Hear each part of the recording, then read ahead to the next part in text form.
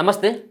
రానున్నటువంటి స్థానిక సంస్థల ఎన్నికల్లో 42% రిజర్వేషన్లు బీసీలకు దక్కుతాయా లేదా? సో ఇదే అంశం ప్రధానమైనటువంటి డిస్కషన్. చాలామంది బీసీలంతా కూడా దీని పట్లనే ఆతృతగా ఎదురు చూస్తూ ఉన్నారు. ప్రభుత్వం తీసుకొచ్చినటువంటి జీవో అసలు నిలబడుతుందా? గతంలో ఆర్డినెన్స్ తీసుకొచ్చినాం, తీర్మానం చేసినాం, ఢిల్లీకి వెళ్ళి కేంద్రాన్ని ఒప్పించేటువంటి ప్రయత్నం చేసినాం, మరో పక్కన వాళ్ళపైన పోరాటం చేసినామని చెప్పేసి కాంగ్రెస్ పార్టీ చెప్తూ ఉంటుంది. సో నిజంగా ఈ జీవో వల్ల కోర్టుకు వెళ్ళినట్టయితే ఉంటే ఖచ్చితంగా ఈ జీవోను కొట్టివేస్తారు అన్నటువంటి ప్రధానమైనటువంటి సందేశాలు సైతం కూడా మాజీ జడ్జిలు సైతం కూడా దీన్నే వినిపిస్తూ ఉన్నారు. సో ఏం జరగబోతా ఉన్నది? ఒకవేళ 42% రిజర్వేషన్లు బీసీలకు ఇవ్వకుండా కాంగ్రెస్ పార్టీ ఎన్నికలకు వెళ్తే కాంగ్రెస్ పార్టీ పరిస్థితి ఏ విధంగా ఉండబోతోంది? రానున్నటువంటి రోజులలో బీసీలు కాంగ్రెస్ పార్టీ వైపు ఉంటారా లేదా?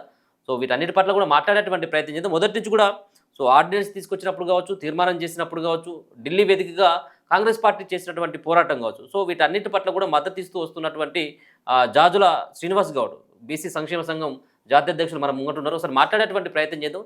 ఈ జీవో వచ్చిన తర్వాత కూడా ముఖ్యమంత్రి రేవంత్ రెడ్డిని అభినందించిండు. సో మరి ఒక పక్కనేమో జీవో ఇది అమలయ్యేటువంటి అవకాశం లేదు, ఇది కొట్టుడుపోతుందని చెప్పేసి ప్రధానంగా వినబడతా ఉన్నటువంటి చర్చ మాట్లాడదాం. మన ముందు జాజుల గారు ఉన్నారు. సార్ నమస్తే.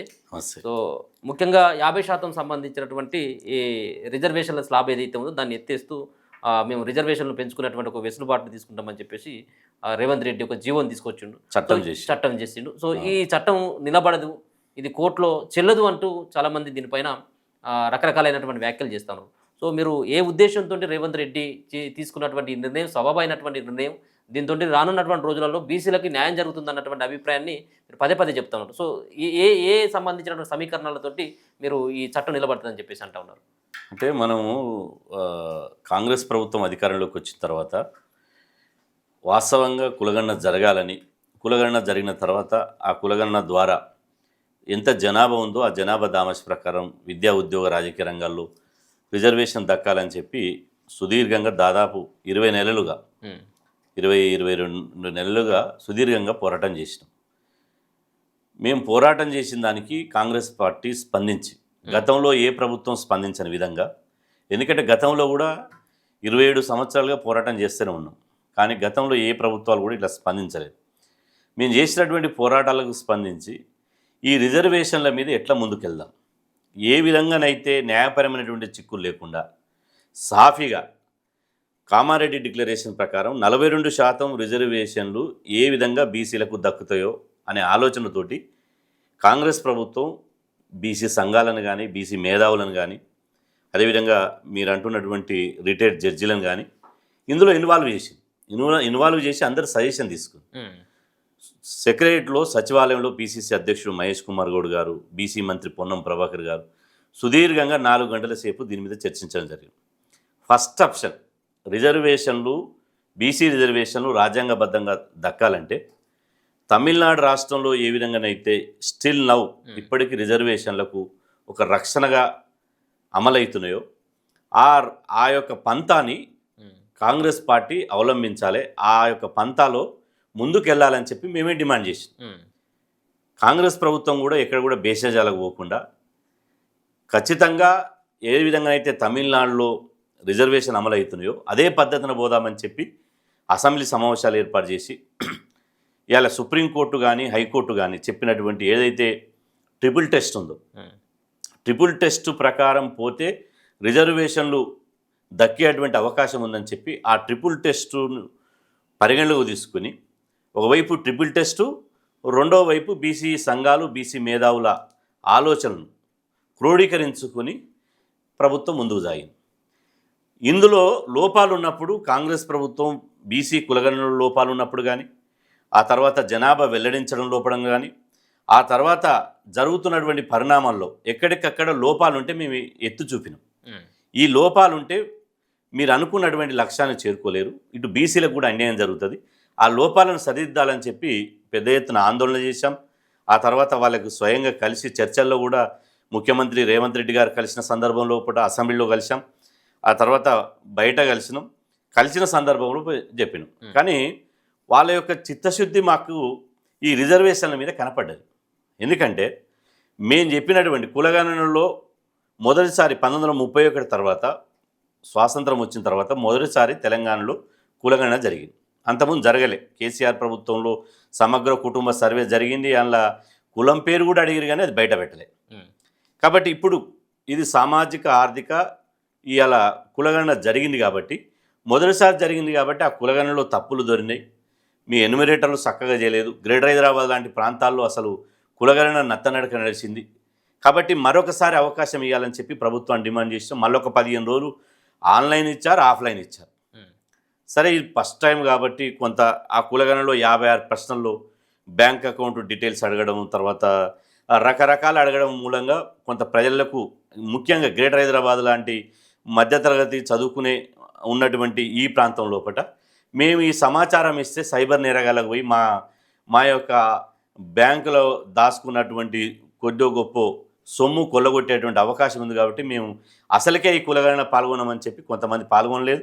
అగ్రకులాలు ఉండేటువంటి అపార్ట్మెంట్లలో, గేటెడ్ కమ్యూనిటీలలో, ఆ తర్వాత కొంతమంది బీజేపీకి సంబంధించిన భావజాల వ్యాప్తికి సంబంధించినటువంటి వాళ్ళు, అదేవిధంగా బీఆర్ఎస్ సంబంధించినటువంటి వాళ్ళు పాల్గొనకపోవడం. ఎందుకంటే ఉదాహరణకు కిషన్ రెడ్డి గారు కులగణన పాల్గొనలేదు, కేసీఆర్ గారు, కేటీఆర్ గారు, హరీష్ రావు గారు కులగణన పాల్గొనలేదు. పాల్గొనకపోగా గందరగోళం సృష్టించారు. అయినప్పటికీ కూడా అన్నిటి మధ్యన, ఇదంతా ఎందుకు చరిత్ర చెప్తున్నంటే, ఈ అన్నిటి మధ్యన ఎప్పటికప్పుడు మేము పర్యవేక్షిస్తూ ప్రభుత్వంతో, ఎందుకంటే ఈ విషయం మాది, ఇది బీసీల బతుకుకు సంబంధించినటువంటి విషయం కాబట్టి ఒక బాధ్యతగా వ్యవహరించినాం. ఇప్పుడు రాజకీయ పార్టీ అయితేనేమో రాజకీయ లబ్ధి కోసము, ఓట్ల కోసమో, సీట్ల కోసమో ప్రభుత్వాన్ని విమర్శించడం, ఈ బీసీ రిజర్వేషన్ అమలైతే కాంగ్రెస్ పార్టీకి మైలేజ్ వస్తుందని చెప్పి ఇలా సహజంగా ప్రతిపక్షాలు విమర్శిస్తూనే ఉంటాయి. మేము ప్రతిపక్ష పాత్ర పోషించకుండా బీసీలకు ఒక పెద్దన్న పాత్ర లెక్క, బీసీలకు ఒక ఇంటికి వాచ్మెన్ లెక్క ఇలా కులగణన విషయంలో ప్రభుత్వాన్ని అప్రమత్తం చేస్తూనే, ప్రభుత్వానికి సూచనలు సలహాలు ఇస్తూనే, ప్రభుత్వం వినకపోతే ఎక్కడికక్కడ మళ్ళీ ఆందోళనలు, పోరాటాలు చేసుకుంటూనే ఇదంతా ఒక కొలిక్కి రావడానికి వచ్చినాం. సో ఇప్పుడు ఇదే పెద్ద మనుషులు మేమంతా కలిసి బెస్ట్ ఆప్షన్ 9th షెడ్యూల్లో పెడితే తప్ప ఈ రిజర్వేషన్లకు రాజ్యాంగ రక్షణ లేదు అని మీరు అనేక ఇంటర్వ్యూలు తీసుకున్నారు. సోమాజిగూడ ప్రెస్ క్లబ్లో మనం మీటింగ్లు పెట్టుకున్నాము, ఆ తర్వాత రాష్ట్ర వ్యాప్తంగా యాత్ర చేసినాం, అన్నీ చేసినాం.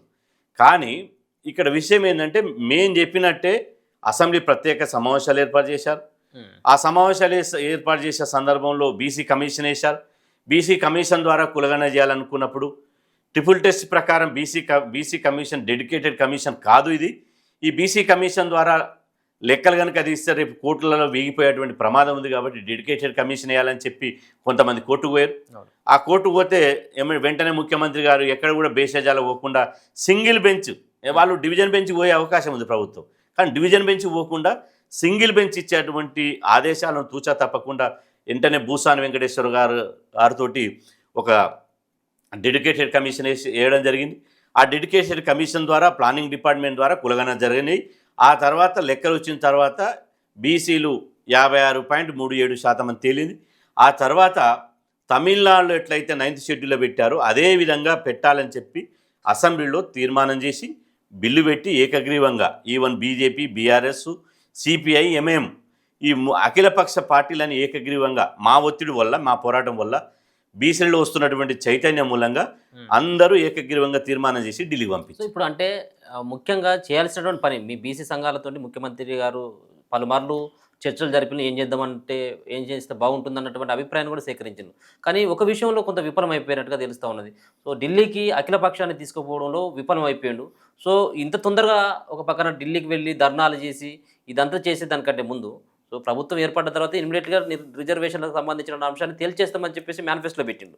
సో ఇప్పుడు హడావిడిగా చేయాల్సినటువంటి అవసరం ఏమున్నది? అఖిలపక్షాన్ని తీసుకుపోకపోవడం వెనుక రేవంత్ రెడ్డికి అసలు బీసీల పట్ల ప్రేమే లేదు, రిజర్వేషన్ ఇచ్చేటువంటి ఉద్దేశమే లేదన్నటువంటి అభిప్రాయం కూడా వ్యక్తమవుతా ఉంది. దీనికే సంబంధించి ఇప్పుడు రాజకీయ పార్టీలు మాట్లాడే భాష మేము మాట్లాడలేము. ఎందుకంటే నేను ఇంతకుముందే చెప్పిన వ్యక్తుల ప్రయోజనాల కోసమో లేకపోతే రాజకీయ పార్టీల ప్రయోజనాల కోసం మాట్లాడతారు. ఇప్పుడు ఇది కనబడుతుంది ప్రయోజనాలు ఇప్పుడు అదే చెప్తారు అన్నట్టు తమిళనాడులో చేసిందే కదా. ఇప్పుడు తమిళనాడులో ఎట్లయితే చేయాలనో బిల్లు పెట్టి పంపించారు. బిల్లు పెట్టి పంపించిన తర్వాత 5 నెలలుగా రాష్ట్రపతి గారి దగ్గరనే ఆ బిల్లు వారి దగ్గరనే ఉంది. ఆ తర్వాత రాష్ట్రపతి గారు ఎవరి ప్రభావితంతో పని చేయగలుగుతారు? కేంద్ర ప్రభుత్వం, అదేవిధంగా ఇప్పుడు అధికారం ఉన్నటువంటి పార్టీ ఏదైతుందో వాళ్ళు అనుకున్నటువంటి బిల్లులు రాష్ట్రపతి గారి భవన్ మీద ఒత్తిడి తీసుకొచ్చి 24 గంటల్లో రాష్ట్రపతి గారి ఆమోద ముద్ర వేసుకొని బయటపడతారు. కాబట్టి ఇక్కడ కేంద్ర ప్రభుత్వం చేయాల్సినటువంటి బాధ్యతను ఇవాళ కేంద్రం చేయలేకపోయింది. దాని మీద ఒత్తిడి తీసుకురావడంలో రేవంత్ రెడ్డి గారు విఫలమయ్యారని రకరకాల మనుషులు కానీ రకరకాలుగా అభిప్రాయాలు వ్యక్తం చేశారు. కానీ ఇక్కడ మనం గమనించాల్సింది ఏంటంటే, ఏ రోజైతే అసెంబ్లీలో బీసీ రిజర్వేషన్ల బిల్లు 42% పెంచుతూ పంపిర్రో ఆ రోజే రాష్ట్ర ప్రభుత్వం తరఫున సిఎస్ గారు ద్వారా ఒక లెటర్ పంపిరు. ఆ లెటరు రేవంత్ రెడ్డి గారే అసెంబ్లీలో చూపించాడు, సభకు చూపించాడు. అయ్యా మేము బిల్లు చేసినాము, ఈ బిల్లు ఆమోదం కోసం మేము మీ దగ్గరికి వస్తాం, మీరు అపాయింట్మెంట్ ఇవ్వండి, ప్రభుత్వ తరఫున వస్తామని లెటర్ పెట్టాడు. కానీ ఇవ్వలేదనడానికి అదేనో దాపరికం కాదు, రికార్డు. ఆ తర్వాత మొన్న రేవంత్ రెడ్డి గారు కూడా స్వయంగా చెప్పడం జరిగింది, అసెంబ్లీలో చెప్పడం జరిగింది, 5 సార్లు లేఖలు రాసినాము మేము ఇవ్వలేదని. మేము బీసీ సంఘాలుగా కలిసినప్పుడు కూడా రేవంత్ రెడ్డి గారు ఇదే విషయం చెప్పారు. అఖిల పక్షాన్ని తీసుకుని మేము వస్తామని చెప్పితే ఇంతవరకు పిఎం ఆఫీస్కి వెళ్ళి సమాధానం లేదు అని. దానికి సాక్ష్యం ఏంది? ఇవ్వరనే దానికి సాక్ష్యం ఏంది? ఢిల్లీలో కాంగ్రెస్ పార్టీ ఆధ్వర్యంలో ఢిల్లీలో జంతర్ మంతర్ చేసిన సందర్భంలో ఒకరోజు ధర్నా, రెండో రోజు రాష్ట్రపతిని కలిసేటువంటి అపాయింట్మెంట్ పెట్టుకున్నారు. రాష్ట్రపతి, సీఎం గారు, తర్వాత పార్లమెంట్ సభ్యులు, ఆ తర్వాత మంత్రులు, యావత్ క్యాబినెట్ వచ్చి రాష్ట్రపతి గారు కలుస్తామని రాష్ట్రపతికి 10 రోజుల ముందే వీళ్ళు ప్రభుత్వం నుంచి ఒక లెటర్ పెట్టారు. రాష్ట్రపతి గారు కూడా అపాయింట్మెంట్ ఇవ్వలే. ఇటు ప్రధానమంత్రి గారిని కలుస్తామని అపాయింట్మెంట్ పెడితే ప్రధానమంత్రి ఇవ్వలేదు, రాష్ట్రపతిని కలిస్తే రాష్ట్రపతి అపాయింట్మెంట్ ఇవ్వలేదు. అంటే వాళ్ళు అపాయింట్మెంట్ ఇవ్వకుండా ఇక్కడ అఖిలపక్షానికి సంబంధించిన పార్టీలను ఢిల్లీలో ప్రధానమంత్రి అపాయింట్మెంట్ ఇవ్వకుండా రెండంటే వీళ్ళు వస్తారా? ఎవరు పోయి కలుస్తారు? ఎక్కడ కలుస్తారు? అంటే వాళ్ళు అపాయింట్మెంటే ఇవ్వనప్పుడు ప్రభుత్వం ఏం చేస్తుంది? ఇక్కడ రెండో విషయం, ఈరోజు ప్రధానమంత్రి ఎందుకు అపాయింట్మెంట్ ఇవ్వలే? బీహార్లో సేమ్ ఇదే విధంగా తెలంగాణలో చేసినట్టు కులగణన చేశారు. ఆ తర్వాత అసెంబ్లీలో బిల్లు పెట్టారు, ఆ తర్వాత చట్టం చేశారు. ఆ తర్వాత వాళ్ళు మొత్తం ఈవెన్ తేజస్వి యాదవ్ గారితో సహా, అంటే ప్రధాన ప్రతిపక్షం తేజస్వి యాదవ్ గారు, నితీష్ కుమార్ గారు, ఆ రాష్ట్రంలో ఉన్న చిన్న చితక పార్టీలందరినీ తీసుకొని ప్రధానమంత్రి గారిని కలిసి అయ్యా మేము కులగణన చేసినాం, బీసీలకు 60 మొత్తం రిజర్వేషన్లు 65% వస్తున్నది, కాబట్టి ఈ 50% సీలింగ్ ఎత్తివేసి 65% కోసం అనుమతి ఇవ్వండి అని కలిస్తే నరేంద్ర మోదీ గారిని కలిసిన తర్వాత వారు ఈ రిజర్వేషన్ల విషయంలో కలిసినప్పటికీ కూడా ఎలాంటి చర్యలు తీసుకోకపోవడం మూలంగా మళ్ళీ అదే అఖిలపక్షం చూసి బీహార్లో ఒక సమావేశం పెట్టి బీసీ ప్రధానమంత్రి ఉన్నప్పటికీ బీజేపీ ఈ సీలింగ్ పరిమితి ఎత్తివేస్తలేదు, ఈ రిజర్వేషన్ల వ్యతిరేకాన్ని వాళ్ళు అక్కడ ప్రెస్ మీట్ పెట్టారు. అంటే బీహార్ యొక్క అంశాన్ని ప్రధానమంత్రి గారు దృష్టిలో పెట్టుకొని తెలంగాణలో కూడా బీహార్ లెక్కనే అఖిలపక్షం వస్తారు, వినతిపత్రం ఇస్తారు, మనం రిజర్వేషన్ల వ్యతిరేకంగా ఉన్నాం కాబట్టి పరిమితి ఎత్తివేయడానికి సానుకూలంగా లేదు కాబట్టి మళ్ళీ తెలంగాణ పోయి మన బీజేపీ ప్రభుత్వాన్ని బదనాం చేస్తారు కాబట్టి మనం వాళ్లకు అపాయింట్మెంట్ ఇవ్వకూడదు అని వాళ్ళు ఫిక్స్ చేసుకున్న తర్వాత, వాళ్ళు తలుపులు మూసేసుకున్న తర్వాత ఒక ముఖ్యమంత్రి అంటే ఒక రేవంత్ రెడ్డి అనే వ్యక్తి కాదు, ఈ తెలంగాణ రాష్ట్రంలో ఉన్నటువంటి 4.5 కోట్ల మంది ప్రజలకు ఒక ప్రతినిధి, ఈ రాష్ట్ర ప్రజలకు ఒక సింబాలిక్ ఆయన. కాబట్టి ముఖ్యమంత్రి తలుపులు ప్రధానమంత్రి మూసేసుకున్నాక అపాయింట్మెంట్ లేకుంటే ఎటపోయి కలుస్తాడు? వితండవాదం చేస్తే ఎవరు ఏం దానికి సమాధానం ఉండదు. కాబట్టి వాళ్ళు అపాయింట్మెంట్ ఇవ్వనందుకే మేము చేసిన ఏప్రిల్ 2వ తేదీన ఢిల్లీలో చేసిన ధర్నాకు రేవంత్ రెడ్డి గారు వచ్చి 3 గంటలు ఎండలో కూర్చున్నాడు. మేము కూడా ఢిల్లీలో ధర్నా చేసినాం. ఆ రోజు 42 మంది పార్లమెంట్ సభ్యులు వచ్చారు, 18 రాజకీయ పార్టీలు వచ్చారు, ప్రాంతీయ పార్టీలు, జాతీయ పార్టీలు వచ్చినాయి. పెద్ద ఎత్తున దేశంలో ఒక చర్చ జరిగింది. మరి చర్చ జరిగినాక కూడా ధర్నా చేసినాక కూడా ఇవ్వలేదు. ఏ ముఖ్యమంత్రి కూడా జంతర్ మంతర్ దగ్గర ఢిల్లీలో ధర్నా చేయడానికి ఇష్టపడరు కదా. ఆ తర్వాత మేము ధర్నా చేసిన తర్వాత రెండోసారి కాంగ్రెస్ పార్టీ ధర్నా చేసింది. ప్రధానమంత్రి అపాయింట్మెంట్ ఇవ్వనందుకే ఆల్టర్నేటివ్గా ఒక ధర్నాని ఒక ఆప్షన్గా ఎంచుకొని ధర్నా చేశారు. ధర్నా చేసినాక కూడా మళ్ళీ రాష్ట్రపతి అపాయింట్మెంట్ ఇవ్వలేదు. అపాయింట్మెంట్ ఇవ్వని వాళ్ళని పట్టుకొని నువ్వు ఢిల్లీకి ఎందుకు తీసుకుపోలేదు అంటే, ఇక్కడ ప్రక్రియ వాళ్ళ చేతులు ఏదైతే ఉన్నదో, నేను 50 కేజీల బరువు మోయగలుగుతా, 50 కేజీల బరువు ఎత్తుతేనే ఆ బరువును సవ్యంగా మోయగలుగుతా, కానీ 100 కేజీల బరువు నువ్వు మొయ్యాలి, నువ్వు ఇస్తావా సస్తావా, నువ్వు బాయిల దునుకుతావా చెర్ల దునుకుతావా, మాకు అనవసరం. నువ్వు ఎవరైతే చేయాలనో, ఎవరైతే చేసే అధికారం ఉందో, ఎవరైతే కేంద్రంలో చేయాల్సినటువంటి బీజేపీ చేయాలనో వాళ్ళ నాయకులను ఏమనరు, కేంద్ర మంత్రులను ఏమనరు, వాళ్ళ ఇంటి ముందర ధర్నాలు పెట్టరు, బీజేపీ ఆఫీసు ముట్టడించరు, బీజేపీని బీసీ ద్రోహులు అనరు, బీజేపీని ఎండగట్టరు. రేవంత్ రెడ్డి నువ్వు ఇస్తావా సస్తావా అంటే రేవంత్ రెడ్డికి స్పష్టంగా చెప్పిండు, మేము కలిసినప్పుడు ఓపెన్గా మీడియాలో చెప్పిండు, మాకు గనక చేసే అధికారం ఉంటే మేము అర్ధరాత్రి అపరాత్రి అయినా క్యాబినెట్ కూర్చోబెడతా, అసెంబ్లీ సమావేశం పెడతా, ఎట్లా చేయాలో మీరే చెప్పండి.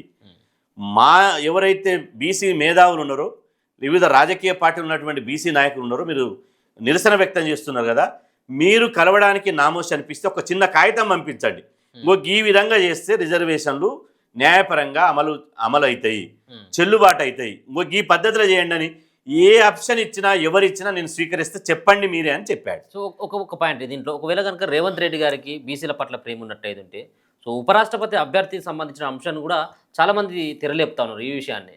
సో బీసీల పైన రేవంత్కి ప్రేమ లేదు, సో రెడ్డి సామాజిక వర్గంలో ఉన్నటువంటి సుదర్శన్ రెడ్డికి అవకాశం ఇచ్చేటువంటి ప్రయత్నం చేసిండు, కానీ సో బీసీలకు ఇచ్చిండా కాబట్టి బీసీలను మోసం చేస్తున్నాడు అన్నట్టు విషయం ఏంటంటే ఉపరాష్ట్రపతి యూపీఏ అభ్యర్థి ఉపరాష్ట్రపతి గెలుస్తాడా? గతంలో కూడా యూపీఏ తరపున ఇండియా కూటమి తరపున ఉపరాష్ట్రపతి అభ్యర్థిని నిలబెట్టారు జన్దేవ్ ధన్కర్ మీద. మరి గెలిచిండా? గెలవలే. ఓడిపోయే సీటు బీసీలకు ఎందుకు? ఓడిపోయే సీటు బీసీలకు ఎందుకని నేను అడుగుతున్నా. ఇలా ఓడిపోయే సీటు ఇస్తే మళ్ళీ మా బీసీలే అంటారు, గెలిచే దగ్గరనేమో అగ్రకులాలకు ఇస్తారు. ఓడిపోయే సీటు ఎట్లా కాంగ్రెస్ పార్టీ ఓల్డ్ సిటీలో చంద్రాయణగుట్ట, యాకత్పుర, బహదూర్పుర, నాంపల్లి ఎట్లయితే టికెట్లు ఇచ్చి బీసీల సంఖ్య ఇంత ఇచ్చినామని చెప్పుకుంటుందో, అట్లనే ఉపరాష్ట్రపతి బీసీ బిడ్డను బలి చేయడానికి ఇచ్చిరంటారు. కాబట్టి మాకు అవసరం లేదు, ఓడిపోయే సీకట్ అగ్రకులాలకు ఇస్తారు, సంతోషం, ఇవ్వనివ్వండి, అగ్రకులాలు కూడా ఓడిపోవాలి కదా. కాబట్టి ఇప్పుడు ఉపరాష్ట్రపతి క్రైటీరియా కాదు, ఇక్కడ వేలాది మంది భవిష్యత్తుకు సంబంధించినటువంటి భవిష్యత్ రాలు, ఒక సర్పంచ్లు, ఎంపీడీసీలు, జెడ్పీడీసీలు, ఒక రాజకీయ పునాది బీసీలు ఏర్పడడానికి, ఒక ప్రధాన రాజకీయాల్లో ఎంటర్ కావడానికి ఒక ద్వారం ఇది. ఒక కౌన్సిలర్, ఒక జిల్లా పరిషత్ చైర్మన్, మున్సిపల్ చైర్మన్, ఇవన్నీ కావడానికి 42% ఒక హక్కుగా ఉండేటువంటి సమస్య. ఇక్కడ ఈ హక్కుగా ఉండేటువంటి సమస్య మీదనే ప్రధాన కాన్సెప్ట్. ఇలా కొంతమంది అంటారు, ఇదే పని రేవంత్ రెడ్డి గారు ఇలా అసెంబ్లీలో చట్టం చేసిరు, ఇదే పని 20 నెలల కింద ఏం చేసిండు అంటే ఇది లాస్ట్ ఆప్షన్. ఓకే, ఇది చట్టపరంగా ఇలా ఆయన ఇది చెల్లదా అని చెప్పడానికి మేము జ్యోతిష్యులం కాదు, న్యాయ నిపుణులం కాదు. న్యాయ నిపుణులు చెప్తున్నారు, వాళ్ళ అభిప్రాయం కరెక్టే, వాళ్ళు చెప్పేది వాళ్ళతో నేను ఏమి విభేదిస్తలేను, కానీ వాళ్ళు చెప్తే కరెక్టే. కానీ చేయాల్సినటువంటి బీజేపీ ఎందుకు చేయడం లేదు? ఇలా బీజేపీ అంటున్నది, ఇలా కొంతమంది మా మేధావులే అంటున్నారు, ఎవరిని అడిగి పెట్టి అంటే బీజేపీలు ఉన్నోళ్ళు, మా బీసీ మేధావులు కాదు, బీజేపీలు ఉన్న మేధావులు అంటున్నారు, మీరు ఎన్నికల మేనిఫెస్టోలో పెట్టేటప్పుడు ఎవరిని అడిగి పెట్టిరు కాంగ్రెస్ వాళ్ళు? 42% మమ్మల్ని అడిగి పెట్టిరా అంటారు. నేను అంటున్నా, మరే దేశంలో అనేక బిల్లులు చేసుకుంటారు బీజేపీ వాళ్ళు, ఏ రాష్ట్రానికి కన్సల్ట్ చేసి ఏ రాష్ట్రాన్ని సంప్రదించి మేము ఈ రైతు చట్టం చేస్తున్నాం, ఈ సిఎన్ఎన్ చట్టం చేస్తున్నాం, లేకపోతే ఈ త్రిబుల్ తలాక్ చేస్తున్నాం, ఇంకోటి 70 చట్టాలు చేశారు బీజేపీ వాళ్ళు. ఏ రాష్ట్రానికి కన్సల్ట్ చేసి చట్టాలు పెట్టారు? వాళ్ళు ఏమనుకున్నారో వాళ్ళు పెట్టారు కదా. పైగా ఈ చట్టాలు మా రాష్ట్ర ప్రజలకు ఉరితాడైతాయి, ఈ చట్టాలు వద్దని చెప్పి అసెంబ్లీ ఏకగ్రీవంగా తీర్మానం చేశారు.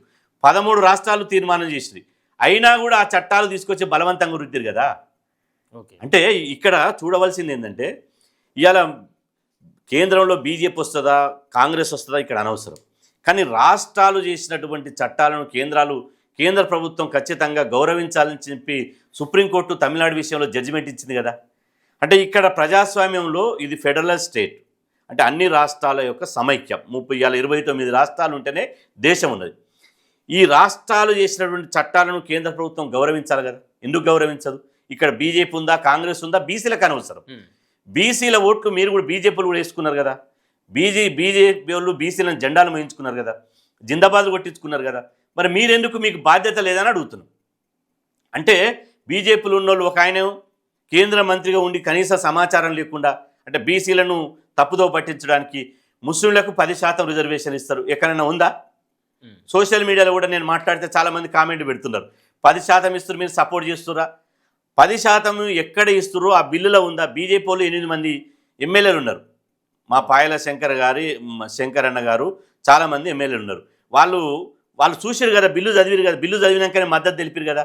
అంటే ఎంత బీసీ రిజర్వేషన్ను అడ్డుకోవడానికి అప్పటి మండల కమిషన్ నుంచి మొదలుకుంటే ఇప్పటి వరకు ఈ బీసీ రిజర్వేషన్ బిల్లు వరకు అదే అబద్ధపు మాటలు. మా బండి సంజయ్ అన్నేమో ఇది ముస్లిం డిక్లరేషన్ అంటాడు. ఆ తర్వాత మా లక్ష్మణ్ అన్నేమో ఇది రాష్ట్రాలు చేసుకునే అధికారం ఉందని లక్ష్మణ్ అని అంటాడు.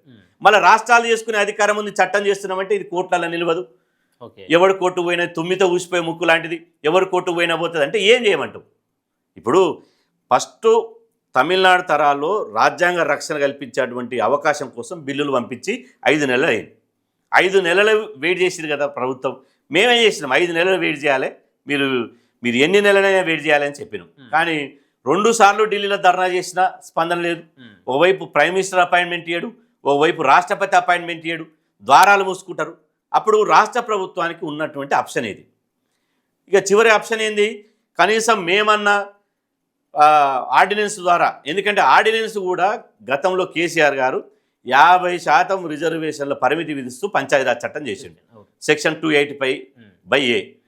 ఆ 285/Aను సవరించాలంటే అప్పుడు అసెంబ్లీ పెట్టే సమావేశం లేదు, పరిస్థితి లేదు. కాబట్టి ఆర్డినెన్స్ రూపంలో తీసుకురావాలని చెప్పి ప్రభుత్వం ఒక ఆర్డినెన్స్ రూపంలో తీసుకొచ్చి గవర్నర్ గారు పంపించింది. గవర్నర్ గారు ఏం చేసిండు, మళ్ళీ హోమ్ సెక్రటరీ సలహాలు అడుగుతూ మళ్ళీ ఢిల్లీకి పంపించింది. 9th షెడ్యూల్ పెట్టిన బిల్లు ఢిల్లీలో పోయింది, ఆర్డినెన్స్ తీసుకొస్తున్నటువంటి బిల్లు ఢిల్లీకి పోయింది. ఈ బంతి బీసీ రిజర్వేషన్ల బంతి ఢిల్లీ కోర్టులో ఉంది, ఢిల్లీ ప్రభుత్వం దగ్గర ఉంది, ఢిల్లీకి చేరింది. అక్కడ దానికి రాజ్భవన్ను కేంద్ర ప్రభుత్వం బీజేపీ ప్రభుత్వం ప్రభావితం చేసి అక్కడ ఆపేస్తుంది, ఓళ్ళ పెట్టేస్తుంది. అదేవిధంగా రాష్ట్రపతి భవన్ను ప్రభావితం చేసి ఓళ్ళ పెట్టేస్తుంది. మరి ఉన్న ఆప్షన్ ఏంది?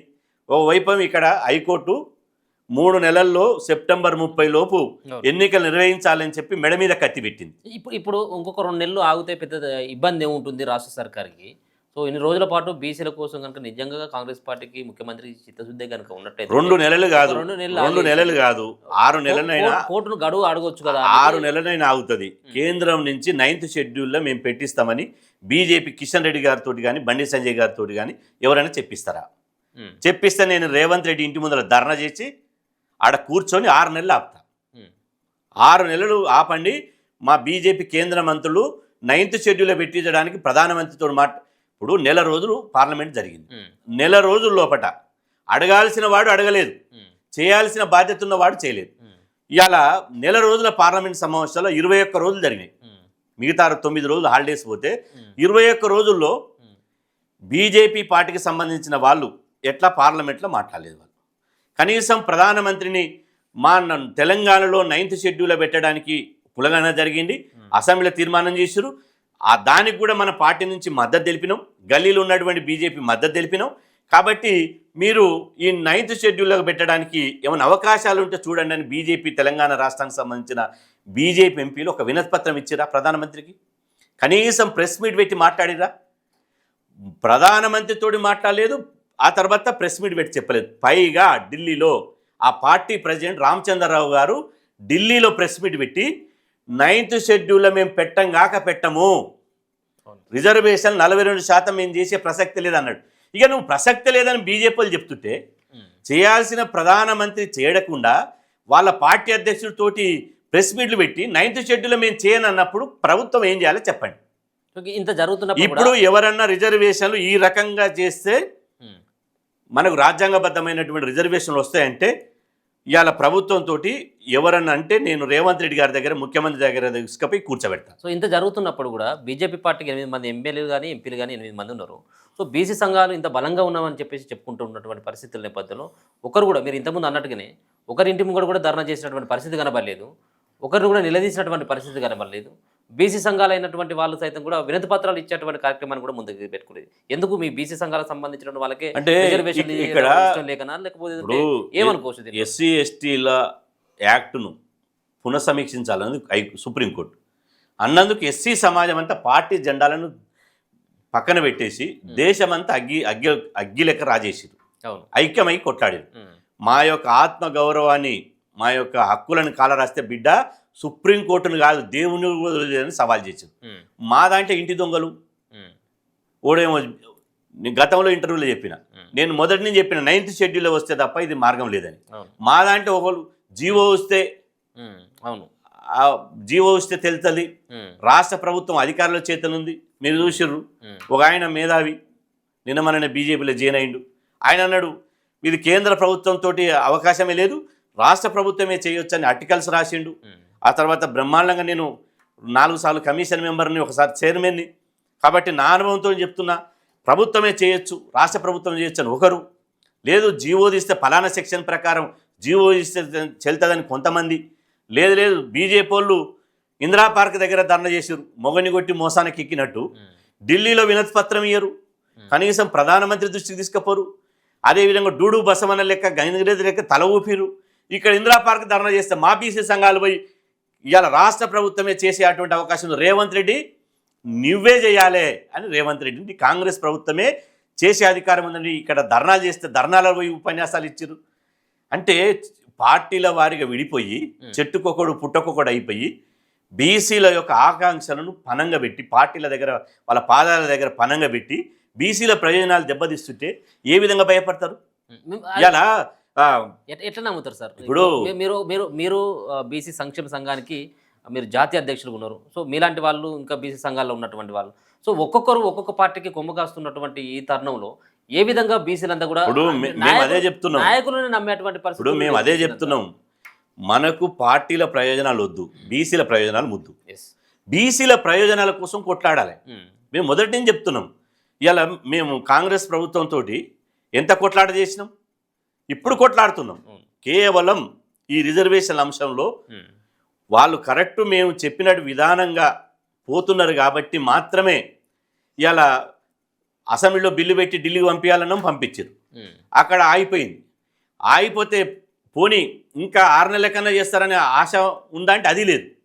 వాళ్ళ పార్టీ అధ్యక్షుడితో చెప్పించారు, మేము ఎట్టి పరిస్థితుల్లో 600 అయినా 100 అయినా 9th షెడ్యూల్లో పెట్టే ప్రసక్తి లేదని వాళ్ళు చెప్పించారు. ఇంకొక వైపు బీసీల మీద ప్రాపగండం, ఒకరు 10% ఇస్తున్నారు, ఒకరు ఇది ముస్లిం డిక్లరేషన్, ఒకరు రాష్ట్రంలో చేసే అధికారం ఉందని ఒకరు రకరకాలుగా మాట్లాడుతున్నారు. ఈ పరిస్థితుల లోపల ఇంకా ఉన్న ఆప్షన్ ఏంది? ఒకవైపు ఏమో హైకోర్టు చెప్పింది, ఇంకొక వైపు మీరు గ్రామీణ ప్రాంతాల్లో మీరు చూడండి, గ్రామీణ ప్రాంతాల్లో చాలామంది ఏమంటారు, అన్న మనం గెలవలేమా, జనరల్ స్థానాలు నిలబడి గెలవాలి, మీరు బీసీలను రాజకీయ చైతన్యం చేయండి, ఎందుకు మనకు అభిక్ష, చివరి వరకు కొట్లాడండి. కాని పక్షంలో ఇప్పటికే దాదాపు 20 నెలలుగా మన కావలసినటువంటి సమయం అంతా పోయింది. ఈ పాటికి మేము సర్పంచులు, ఎంపీటీసీలు, జడ్పీటీసీలు అవుతుంటివి, సగం పదవి ఎల్లదీస్తుంటివి.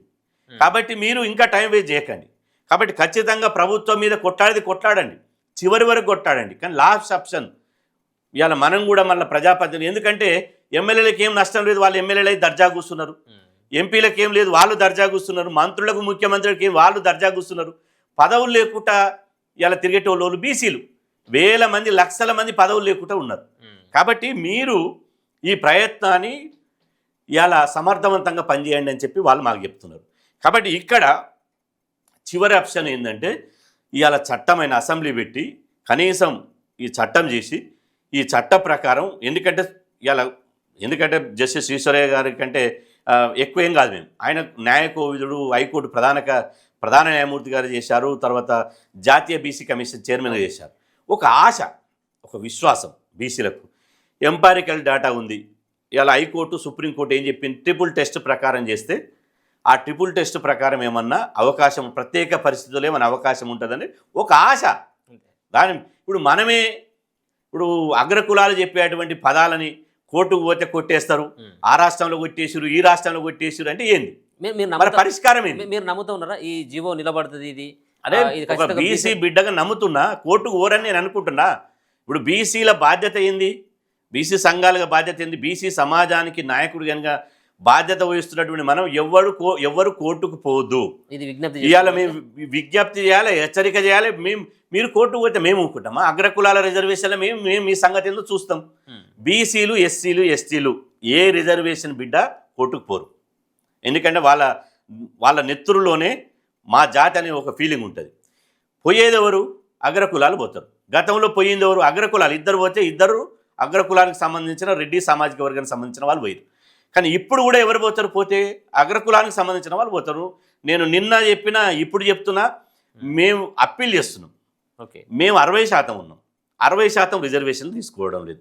కేవలం 42% మాత్రమే తీసుకుంటున్నాం. ఇది ఎప్పుడు స్వాతంత్రం వచ్చిన 78 సంవత్సరాల 80 సంవత్సరాల తర్వాత 42% రిజర్వేషన్ల కోసం మేము ప్రాధాయపడుతున్నాం. మేము అయ్యా మీకు వ్యతిరేకంగా కాదు, మా జనాభా ప్రకారం తీసుకోవడం లేదు. 42% మెయిన్ ఈ పొలిటికల్ రిజర్వేషన్లు మీరు డేటా తీయండి.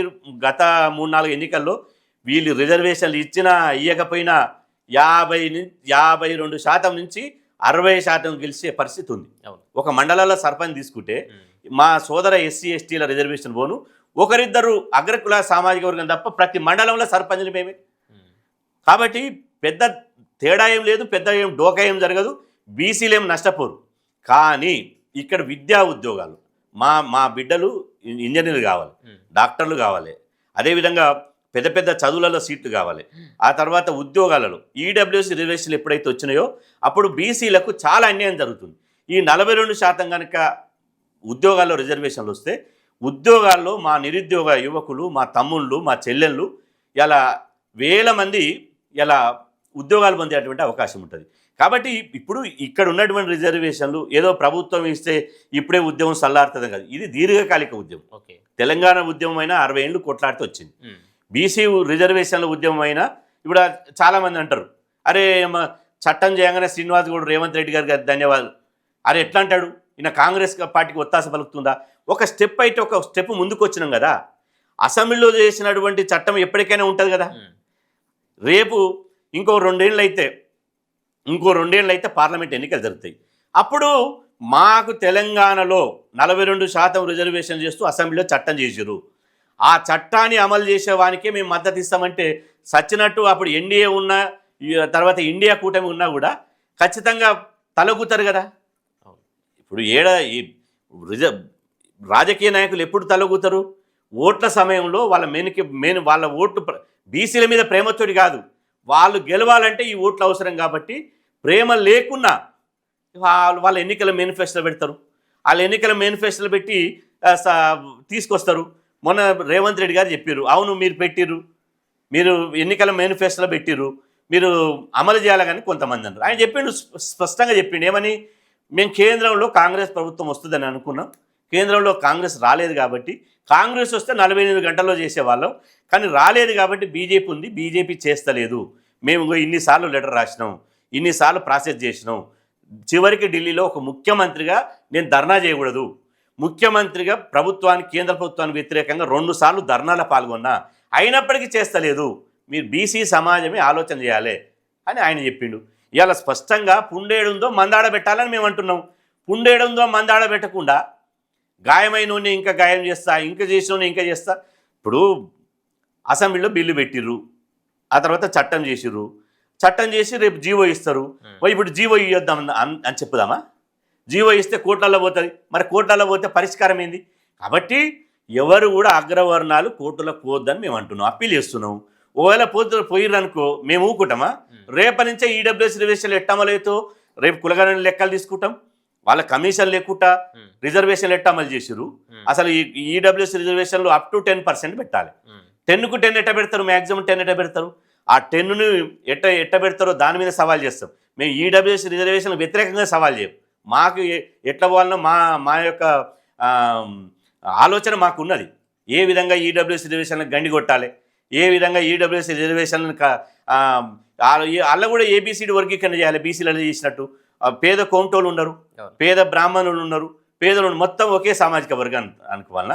పామదులు ఉన్నోడు, పాలి అవధులు ఉన్నోడు, బంజరాయిల్స్ ఉన్నోడు, ఆడి కార్ల తిరిగినోడు, బెంజి కార్ల తిరిగినోడు రిజర్వేషన్ పొందుతాడు.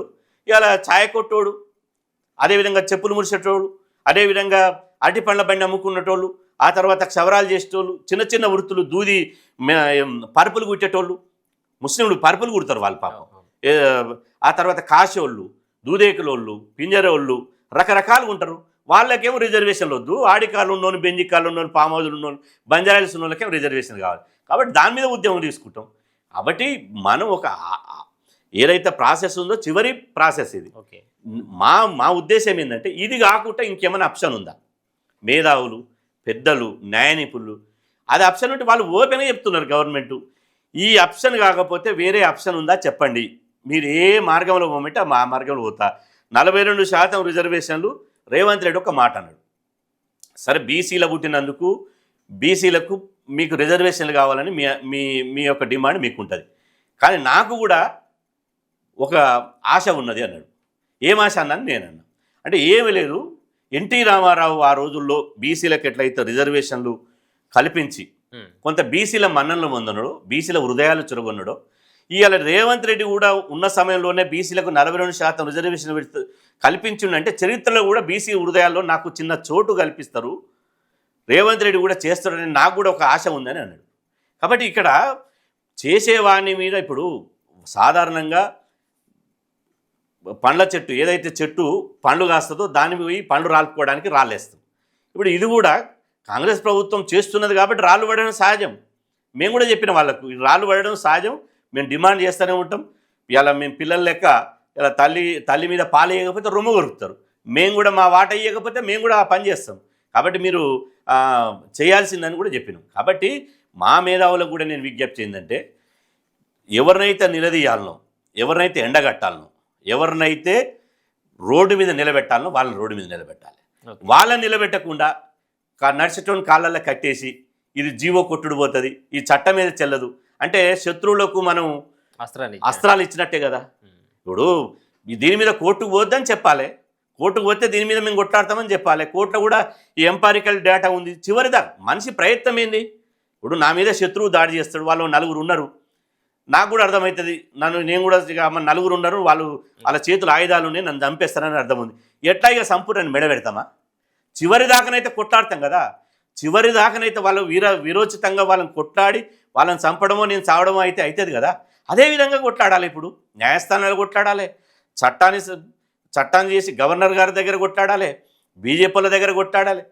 ఇలా ఒక న్యాయ నిపుణుడు అన్నాడు, ఒక సుప్రీంకోర్టు జడ్జి చేసిన ఒక మాట అన్నాడు, సార్ ఇట్లా అంటున్నారు మా న్యాయ నిపుణులు, మరి కొట్టుడు పోతుందా అంటే, కోర్టులు ఎప్పుడైనా కూడా బయట సమాజంలో ఏం ఆలోచిస్తురో, బయట ఏ విధంగా సమాజాన్ని ఉద్యమాల ద్వారా ప్రభావితం చేయగలుగుతారో దాన్ని కూడా పరిగణలోకి తీసుకుంటుంది.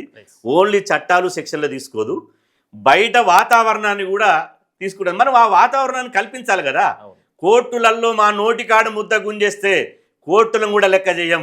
ఈడబ్ల్యూఎస్ రిజర్వేషన్లతోటి ఎందుకు 10% సీలింగ్ దాటి 60% మీ అబ్బా జాగీరని 60%కి ఎట్లా ఇవాళ ఇస్తున్నారు, మాకెందుకు ఇవ్వరు?